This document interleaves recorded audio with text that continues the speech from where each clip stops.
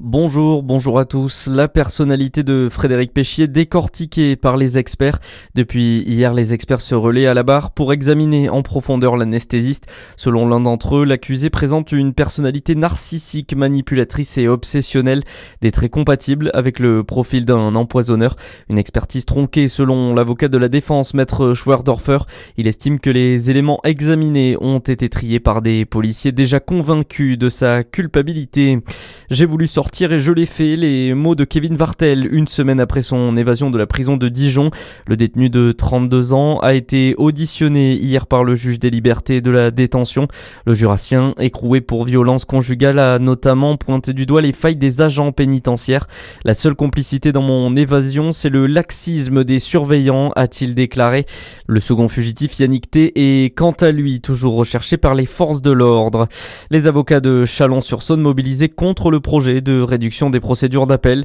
Une vingtaine d'entre eux se sont réunis hier devant le tribunal judiciaire au même moment que le ministre de la Justice a entamé une concertation sur la réforme depuis la chancellerie.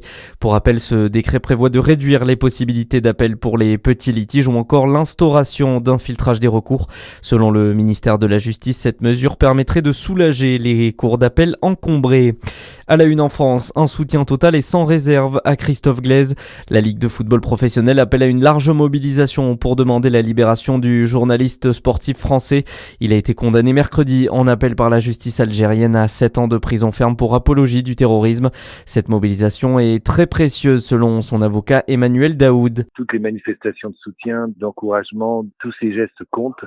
Ce qui serait formidable, c'est que le monde du sport se mobilise vraiment, et en particulier les clubs de foot, et en particulier des grands clubs comme le Paris Saint-Germain. Un vrai affichage dans les gradins du Parc des Princes, que la photo de Christophe soit là à chaque affiche de Ligue 1 ou de Coupe d'Europe, compte tenu de l'importance du football en Algérie. Si des franco-algériens ou des grandes stars du ballon rond qui ont tellement compté pour l'équipe de France, je parle évidemment de Zinedine Zidane ou de Karim Benzema, j'en oublie d'autres, pouvaient se mobiliser, ça aurait un impact considérable en France d'abord, mais aussi en Algérie. Et Christophe Glaise a 8 jours après sa condamnation pour se pourvoir en cassation.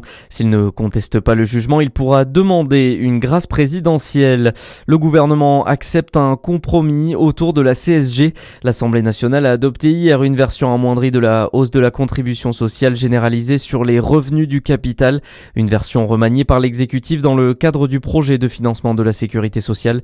Elle pourrait rapporter désormais 1,5 milliard d'euros. Et puis on termine avec du handball. L'équipe de France féminine a largement dominé la Pologne hier soir lors de leur premier match du tour principal du mondial. Score final 29-17.